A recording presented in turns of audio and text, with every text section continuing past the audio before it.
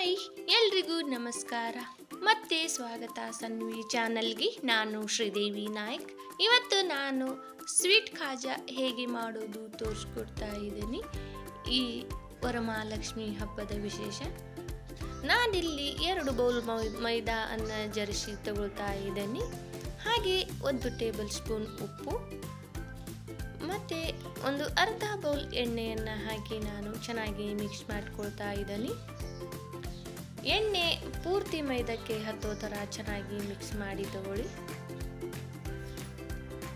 ನಂತರ ಸ್ವಲ್ಪ ನೀರು ಹಾಕಿ ನಾವು ಚಪಾತಿ ಹಿಟ್ಟಿನ ಹದಕ್ಕೆ ನಾವು ನಾದಿಕೊಳ್ಬೇಕಾಗತ್ತೆ.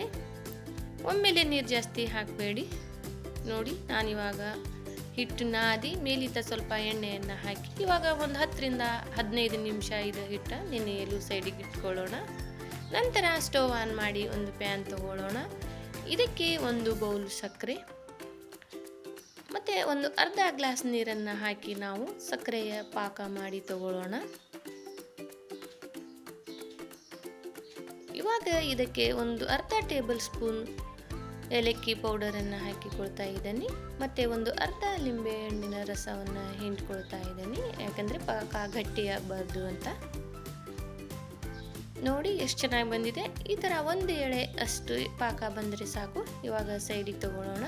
ಬನ್ನಿ, ನಾವು ಖಾಜಾ ಹೇಗೆ ಮಾಡೋದು ತೋರಿಸ್ಕೊಡ್ತಾ ಇದ್ದೀನಿ. ಹಿಟ್ಟು ಕೂಡ ಚೆನ್ನಾಗಿ ನೆಂದಿದೆ. ನಾವು ಚಪಾತಿಗೆ ಯಾವ ಥರ ಉಳ್ಳಿ ಮಾಡ್ತೀವಿ ಅದೇ ಸೈಜಲ್ಲೇ ಉಳ್ಳಿಯನ್ನು ಮಾಡಿ ತಗೊಳ್ಳೋಣ. ನೋಡಿ, ನಾನು ಎಲ್ಲ ಹಿಟ್ಟನ್ನು ಇವಾಗ ಉಳ್ಳೆ ಮಾಡಿ ತಗೊಳ್ತಾ ಇದ್ದೀನಿ. ಇವಾಗ ನಾವು ಎಲ್ಲ ಉಳ್ಳಿಯನ್ನು ಚಪಾತಿ ಶೇಪಿಗೆ ಲಟ್ಟಿಸಿ ತಗೊಳ್ಳೋಣ. ಎಷ್ಟಾಗುತ್ತೋ ಅಷ್ಟು ತೆಳುವಾಗಿ ಲಟ್ಟಿಸ್ಕೊಳ್ಳಿ, ಚೆನ್ನಾಗಿ ಬರುತ್ತೆ ಖಾಜಾ. ನೋಡಿ, ನಾನು ಯಾವ ಥರ ಲಟ್ಟಿಸಿ ತಗೊಂಡಿದ್ದೀನಿ. ಇದೇ ರೀತಿ ಎಲ್ಲ ಉಳ್ಳಿಯನ್ನು ನಾವು ತೆಳುವಾಗಿ ಲಟ್ಟಿಸಿ ತಗೊಳ್ಳೋಣ. ತುಂಬ ಚೆನ್ನಾಗಿರುತ್ತೆ ಫ್ರೆಂಡ್ಸ್. ಈ ಸ್ವೀಟು ಕ್ರಿಸ್ಪಿಯಾಗಿರುತ್ತೆ. ನೋಡಿ, ನಾನು ಎಲ್ಲ ಚಪಾತಿಯನ್ನು ಮಾಡಿ ತಗೊಂಡಿದ್ದೀನಿ. ಇವಾಗ ಒಂದೊಂದೇ ಚಪಾತಿಯನ್ನು ನಾವು ತಗೊಂಡು ಅದಕ್ಕೆ ಎಣ್ಣೆಯನ್ನು ಸವರ್ಕೊಳ್ಳೋಣ. ಮತ್ತು ನಾನಿಲ್ಲಿ ಕಾರ್ನ್ಫ್ಲೋರನ್ನು ಹಚ್ಚಿಕೊಳ್ತಾ ಇದ್ದೀನಿ. ಕಾರ್ನ್ಫ್ಲೋರ್ ನೀವು ಇದ್ದರೆ ಯೂಸ್ ಮಾಡಿ, ಇಲ್ಲ ಅಂದರೆ ಮೈದಾ ಹಿಟ್ಟನ್ನೇ ಕೂಡ ಹಚ್ಚಿಕೊಳ್ಬೋದು. ಇದೇ ರೀತಿ ಎಲ್ಲ ಚಪಾತಿಗೂ ನಾವು ಎಣ್ಣೆ ಮತ್ತು ಕಾರ್ನ್ಫ್ಲೋರನ್ನು ಹಚ್ಚಿಕೊಳ್ಳೋಣ. ನೋಡಿ, ನಾನು ಎಲ್ಲ ಚಪಾತಿಯನ್ನು ಒಂದರ ಮೇಲೆ ಒಂದು ಇಟ್ಟು ಎಣ್ಣೆ ಮತ್ತು ಕಾರ್ನ್ಫ್ಲೋರನ್ನು ಹಚ್ಚಿ ರೆಡಿ ಮಾಡ್ಕೊಂಡಿದ್ದೀನಿ.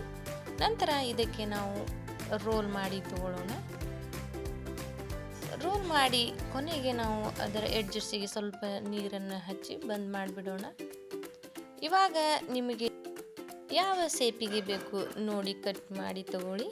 ನೋಡಿ, ನಾನು ಈ ರೀತಿ ಕಟ್ ಮಾಡ್ಕೊಂಡಿದ್ದೀನಿ. ಎಷ್ಟು ಚೆನ್ನಾಗಿ ಕಾಣ್ತಿದೆ ನೋಡಿ. ಇದನ್ನು ಸ್ವಲ್ಪ ನಾವು ಈ ರೀತಿ ಪ್ರೆಸ್ ಮಾಡಿ ಲಟ್ಟಣಿಗೆಯಿಂದ ಸ್ವಲ್ಪ ನಾವು ಲಟ್ಟಿಸ್ಕೊಳ್ಳೋಣ ನಿಧಾನಕ್ಕೆ. ಎಲ್ಲವನ್ನು ಕೂಡ ಇದೇ ರೀತಿ ಲಟ್ಟಿಸ್ಕೊಂಡು ತಗೊಳ್ಳೋಣ ನಾವು. ನೋಡಿ, ಇವಾಗ ಒಂದು ಪ್ಲೇಟಲ್ಲಿ ಸೈಡ್ ತಗೊಳ್ಳೋಣ. ಮತ್ತು ಉಳಿದ ಎಲ್ಲ ಚಪಾತಿಗಳನ್ನು ಇದೇ ರೀತಿ ಮಾಡಿ ರೆಡಿ ಮಾಡಿ ಒಂದು ಪ್ಲೇಟಲ್ಲಿ ತೆಗೆದಿಟ್ಕೊಳ್ಳೋಣ. ನೋಡಿ, ನಾನು ಎಲ್ಲವನ್ನು ರೆಡಿ ಮಾಡಿ ತಗೊಂಡಿದ್ದೀನಿ. ಜೊತೆಗೆ ಎಣ್ಣೆ ಕೂಡ ಕಾದಿತ್ತು. ಒಂದೊಂದಾಗಿ ನಾವು ಎಣ್ಣೆಗೆ ಹಾಕಿ ಫ್ರೈ ಮಾಡಿ ತಗೊಳ್ಳೋಣ. ಗೋಲ್ಡನ್ ಬ್ರೌನ್ ಕಲರ್ ಬರೋವರೆಗೂ ನಾವು ಇವನ್ನು ಫ್ರೈ ಮಾಡಿ ತಗೊಳ್ಳೋಣ.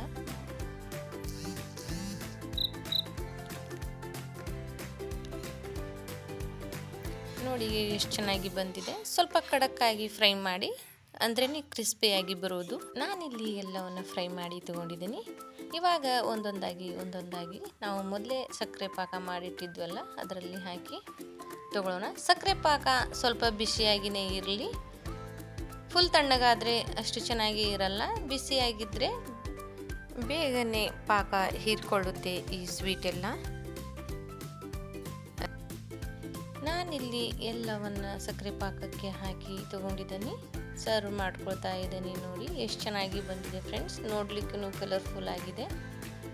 ಎಲ್ಲರೂ ಟ್ರೈ ಮಾಡಿ ಫ್ರೆಂಡ್ಸ್. ನಾನಿಲ್ಲಿ ಒಂದು ಖಾಜಾನ ಮುರಿದು ತೋರಿಸ್ತಾ ಇದ್ದೀನಿ. ನೋಡಿ, ಎಷ್ಟು ಚೆನ್ನಾಗಿದೆ. ನೀವು ಕೂಡ ಎಲ್ಲರೂ ಟ್ರೈ ಮಾಡಿ ಈ ರೆಸಿಪಿನ. ಈ ವರಮಹಾಲಕ್ಷ್ಮಿ ಹಬ್ಬದ ವಿಶೇಷ ಅಂತಲೇ ಅಂದ್ಕೊಳ್ಳಿ.